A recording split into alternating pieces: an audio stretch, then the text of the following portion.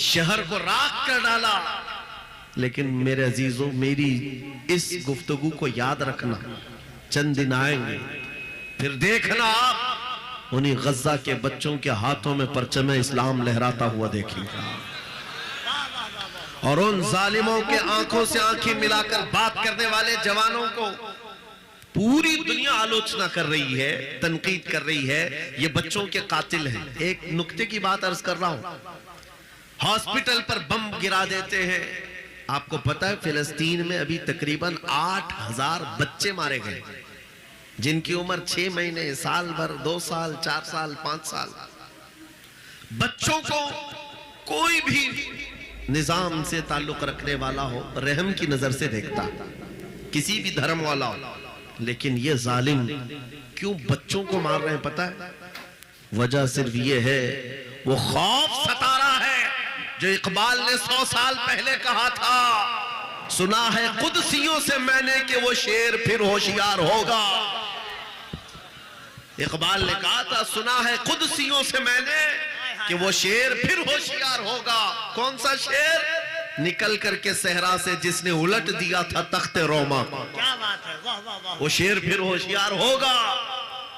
ये इजराइली वही काम कर रहे हैं जो इनके बाप दादा फिरौनी ताकत किया करते थे। फिरौन को नुजूमियों ने बताया था कि एक बच्चा पैदा होगा जो तेरी सल्तनत को हिलाक कर देगा, और इस खौफ से उसने 1 साल के अंदर 12,000 बच्चों को कत्ल कर डाला था।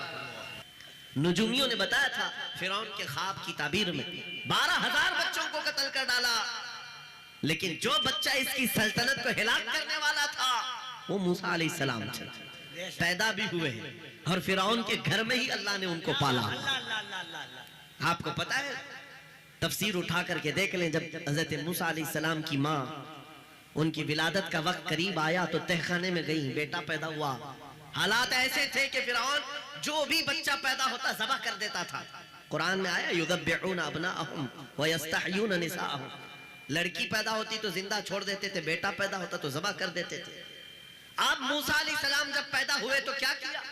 खुदा की तकदीर और उसकी हिकमत के फैसले आपको मैं बता रहा हूँ, तफसीर से ताल्लुक रखने वाली बात। अल्लाह ताला ने मूसा अलैहिस्सलाम की माँ के दिल में ये बात डाला कि एक लकड़ी के संदूक में इनको रख करके दरिया में बहा दो। और रबतना अला कुल, अल्लाह ताला फरमाता है कि हमने उनके दिल को बांध दिया, मजबूत किया। किसको? हजरत मूसा की माँ को। उन्होंने एक संदूक में मूसा अलैहिस्सलाम को रखा और दरिया में बहा दिया। मूसा अलैहिस्सलाम की बड़ी बहन बहते हुए संदूक का पीछा करते हुए जा रही थी, देख रही थी कहाँ गया है संदूक।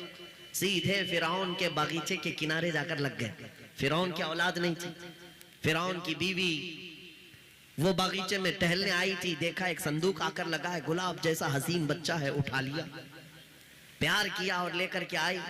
फिरौन से कहने लगी कि हम इसको अपना बेटा क्यों ना बना ले। पहले फिरौन तो डरा कि कहीं वो मेरी सल्तनत को हिलाक करने वाला बच्चा ये तो नहीं है। बीवी ने कहा, कैसी बात करते हो, ये तो दरिया से बह कर के आया है, तुम्हें पता नहीं मौला कहां से बहाकर तुम्हारी हिलाकत को लाए। क्या बात है, अल्लाह अल्लाह अल्लाह अल्लाह। तुम्हारी हिलाकत कहां से आएगी तुम्हें अंदाजा भी नहीं है। सुनो मेरी बात को। फिरौन ने बीवी की बात मान ली। मूसा अलैहिस्सलाम की परवरिश फिरौन के घर में हो रही है, फिरौन के घर में, और वो भी किस शान से। मूसा अलैहिस्सलाम पैदाइशी बच्चे हैं, दूध पिलाने की बात आई तो किसी दाया का दूध आप पकड़ते नहीं। मूसा अलैहिस्सलाम की बहन भी वहां खड़ी सब देख रही थी। फिरौन की बीवी से कहा, मैं एक दाया को जानती हूँ जिसका दूध हर बच्चा पकड़ लेता है। कहा, बुला लाओ, हम शाही खजाने से उसे इनाम भी देंगे। वो गई और अपनी माँ को ले आई, अपनी माँ को ले आई। मूसा अलैहिस्सलाम अपनी माँ के गोद में गए, जैसे ही सीने से लगाया दूध पीने लग गए। बादशाहत में खुशी, और मूसा अलैहिस्सलाम की माँ को इनाम और इकराम भी दिया गया। हर बच्चे की परवरिश के लिए मूसा अलैहिस्सलाम की माँ को फिरौन के घर में रखा गया। तुम्हें पता है रब तबारक व तआला की हिकमत के फैसले। वमकरू वमकरल्लाह वल्लाहु खैरुल माकिरीन। मेरा रब फरमाता है काफिर मंसूबा बनाते हैं और अल्लाह खुफिया तदबीर करता है, और रब की खुफिया तदबीर गालिब आती है। मूसा अलैहिस्सलाम जवान हुए फिरौन के घर में, फिरौन के घर में जवान हुए। उसके बाद फिर आपने जब अपनी नबूवत के बाद दावत हक पेश की तो फिरौन जानी दुश्मन हुआ। उसके बाद जो हालात हुए आपको पता है। फिरौन मूसा अलैहिस्सलाम को मारने के लिए पूरी फौज लेकर पीछे निकला। मूसा अलैहिस्सलाम समंदर में चल करके आगे गए, रास्ते आपके लिए खुल गए। फिरौन भी उसी रास्ते पर आया। अल्लाह फरमाता है कि हमने समंदरों को मिला दिया, गर्क कर दिया फिरौन को। एक छोटी सी तारीख में आपको बता रहा हूं, 12,000 बच्चों का कत्ल किया इस डर से कि मुझे हिलाक करने वाला बच्चा ना पैदा हो। लेकिन जो बच्चा तेरी सल्तनत को हिलाक करने वाला था वो तेरी नाक के नीचे परवरिश पा रहा था। आज इन जालिमों ने गद्दा के हजारों बच्चों को सिर्फ इसलिए मारा है कि ये बड़े होकर के मुजाहिद ना बन जाए, ये बड़े होकर के हमें आंख दिखाने वाले ना बन जाए। और बाज़ाब्ता स्टेटमेंट में ये कहते भी हैं इन बच्चों को कत्ल करने से हमें कोई खौफ नहीं, कोई आपत्ति नहीं है, कोई तकलीफ नहीं है, इसलिए कि बड़े होकर के ये हमें आंख दिखाने वाले बनेंगे। ये डर तुम्हारा बता रहा है कई हजार बच्चों को भी तुम कत्ल कर लो, लेकिन तुम अल्लाह की उस हिकमत से गाफिल हो। जालिमो, वो अनकरीब पैदा होगा जिसको दुनिया सलाहुद्दीन कहती है, वो अनकरीब होगा। मेरे अजीजों, आज के नौजवानों से मैं ये कहता हूं, तुम्हारे दौर में भी ये डरा सहमा हुआ जो माहौल है लोग बनाने की कोशिश कर रहे हैं, अभी देखना और हालात खराब किए जाएंगे। हमारी हुकूमत आएगी तो मस्जिदों को तोड़ डालेंगे, मदरसों को तोड़ डालेंगे। इन जालिमों को लगता है तुम्हारे सारे बिल्डोजर में ही ताकत है। क्या बात है, सिर्फ ताकत इसी का नाम है।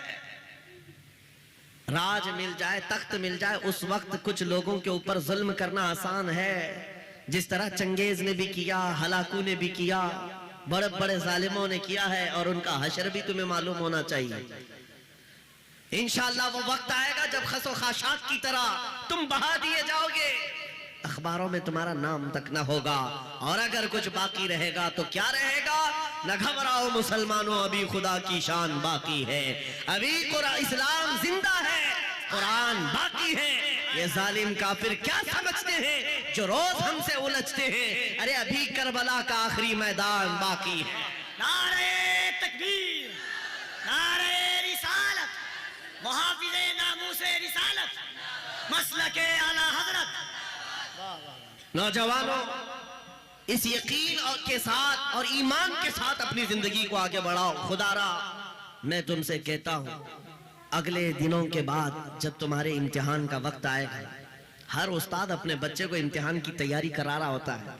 बेटा सवालात ऐसे आएंगे, टाइम इतना होगा, स्क्वाड भी होंगे, चेक करने वाले एग्जाम हॉल में बार बार आएंगे, तुम्हें देखेंगे। उस वक्त तुम खौफ से अपने हाथ में कपकपी नहीं पैदा करना, दिल को जमाना और अपना इम्तिहान मुकम्मल करना। यह हर उस्ताद अपने बच्चों को तरकीन करता रहता है। अजीज़ान गिरामी वक़ार, इस मिंबरे नूर से मैं आपको इस बात की तलकीन करके जाता हूँ, इम्तिहान की घड़ी अनकरीब आने वाली है आपके साथ भी। और जो इम्तिहान तुम्हारा होगा वो इस्तिकामत का इम्तिहान होगा, तुम्हारे ईमान पर जमे रहने का, तुम्हारे डटे रहने का इम्तिहान होगा।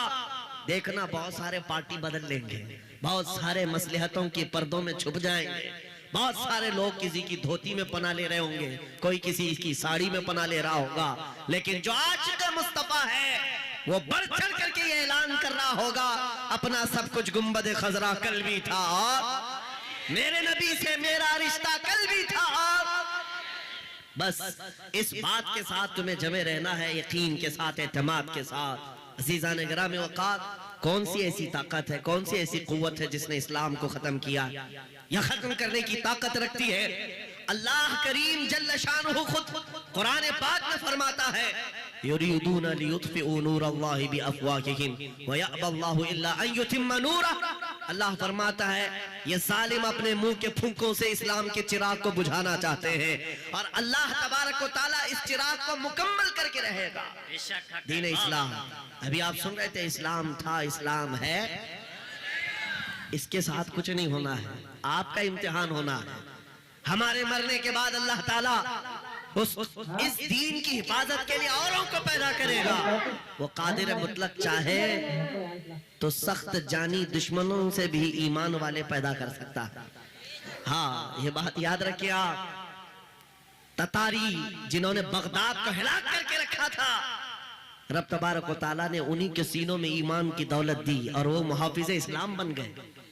हमारे दौर में भी जितने आतंक मचा रहे हैं, कल इनके बच्चे ये नारा लगाएंगे, इस्लाम था, इस्लाम है, इस्लाम रहेगा। हाँ, जितने आतंकवादी हैं सब नारा लगाएंगे इंशाअल्लाह। आप इंतजार करें इस बात का, लेकिन तुम अपने इम्तिहान में जमे रहो, डटे रहो।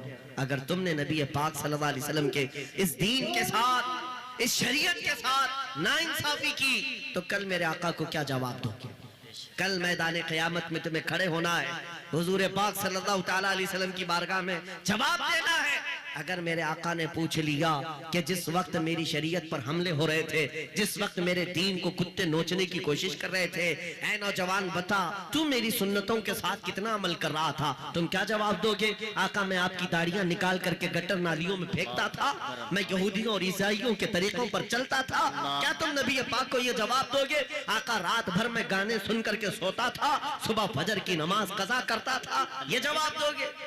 क्या जवाब दोगे? आपके पास अगर जवाब नहीं देने की ताकत है तो आज ही बदल डालो, जिंदगी बदल डालो, आज इनकलाब ले आओ। देखना, मैं अक्सर ये बातें कहता हूँ ना, मैं चाकू छुरी की बात करता हूँ, ये तो शायर लोग तलवार उठाने की भी बात करते हैं। हाँ, ये कहते भी हैं समझौता नहीं होगा तलवार उठ जाएगी, मैं तो तलवार की भी बात नहीं करता। अरे प्लास्टिक का ब्लेड भी रख लो तो कल को हमको आतंकवादी घोषित कर दे। बम, बारूद, बंदूक, किसी चीज की बात नहीं करता, सिर्फ इतनी बात करता हूँ, नबी पाक के इश्क में मलबूस होकर तुम सिर्फ रास्तों में चलते फिरते रहोगे, तुम्हारी चलत फिरत से कई कीड़े यूं ही मर जाएंगे। वाह वाह, बहुत खूब। हुजूर पाक की सुन्नतों में वो दम है, वो असर है, तुम्हारी चलत फिरत से कई कीड़े फना हो जाए। बात सिर्फ इतनी है, दीवार क्या गिरी मेरे खस्ता मकान की, लोगों ने आने जाने का रास्ता बना लिया। होता यही है, कोई पुराना घर गिर जाए ना, लोग इधर से उधर आने का रास्ता बना लेते हैं। आज हमारी जमात के अंदर इंतशार हुआ, नौजवानों में आवारगी आ गई, तो हर कुत्ता हमको ही टारगेट करने लग गया, हर कुत्ता हमें ही भौंकने लग गया। मेरे अजीजों, शिद्दत से आज उस सलाहुद्दीन अय्यूबी की बात याद आती है। क्या आपको पता है, उनका दौर ऐसा है कि यहूदी माएँ, ईसाई माएँ अपने बच्चों को थपकियां देकर सुलाती थी, कहती बेटा सो जा नहीं तो सलाहुद्दीन आ जाएगा। हालांकि जुल्म से कोई तख्त नहीं बिछाया था, सुन्नत मुस्तफा का रौब ऐसा कायम था, हुजूर के इश्क का रौब कायम था, जिसकी वजह से पूरी दुनिया में उनकी तूती बोलती थी। आज करोड़ों की तादाद में है, करोड़ों की तादाद में जालिम हमें आंख दिखा रहे हैं, हमारे बच्चों का कत्ले आम, हमारी औरतों की इज्जतें नीलाम, हमारी गर्दनों पर राज, और बगैर किसी खौफ के शायर इस्लाम पर भौंकना आज की आदत सी बन गई। नौजवानों, तुम्हारे अंदर अगर ज़मीर बेदार है, गैरत मौजूद है, तो अपने आप को बदल डालो। जवाब देने का एक वक्त आएगा, इंशाअल्लाह वक्त आएगा जवाब देने का। लेकिन पहले मैं आपसे सिर्फ इतनी इल्तिमास करता हूं कि अपने आप को बदल लो। कल को हमारे पास फख्र होगा, फख्र के साथ किसी मैदान में उतरेंगे, वो तुम्हारे होलियों को ऊपर से नीचे देखते रहे और